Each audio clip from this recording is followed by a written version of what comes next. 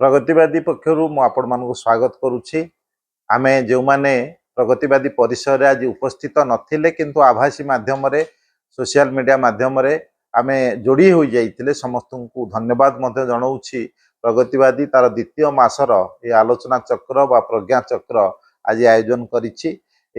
प्रज्ञा चक्र रे मुख्य वक्ता भाव में विशिष्ट शिक्षाविद अवसरप्राप्त प्राध्यापक प्रोफेसर लंबोधर प्रसाद सिंह जोग देइथिले मुख्य वक्ता रूप में एवं आधुनिक पदार्थ विज्ञान और आध्यात्मिकता विषय वस्तु को नहीं से तांकर आलोचना रखिथिले। आमको पदार्थ विज्ञान सब एक जटिल विषय भाव में जना जाई थाए एवं विषय वस्तु जो चयन होता जार ये आलोचना चक्र जी संयोजक स्तंभकार तथा विशिष्ट शिक्षाविद अध्यापक विश्वरंजन महोदय ये विषय वस्तु को चयन करते आधुनिक पदार्थ विज्ञान और आध्यात्मिकता यह उपरे प्रोफेसर लंबोदर प्रसाद सिंह अति सरल भाव में सुंदर भाव में बुझाई तांकर वक्तव्य रखिला बेले उपस्थित बुद्धिजीवी साहित्यिक सांबादिक कवि लेखक पाठक जो माने सब आज प्रगतिवादी परिसर रे थिले समस्त एक प्रश्नोत्तर कार्यक्रम मध्य करा जाइथिला। अति सुंदर भाव में कार्यक्रम हैला।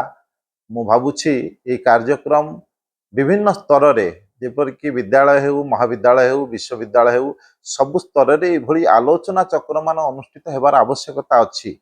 आमे केवल राजनीति एवं सामाजिक नीति को नहीं जी उद्वेग प्रकाश करुछु आम भविष्य गढ़ा विभिन्न सारगर्भक विषय जो रही तार सारांश तार जटिलता तार तर्जमा तार विश्लेषण आपको नहीं जदि आलोचना करिपारिबा ताहले आमको ता सहाय आम भविष्य पीढ़ी को ता मजबूत करिवो।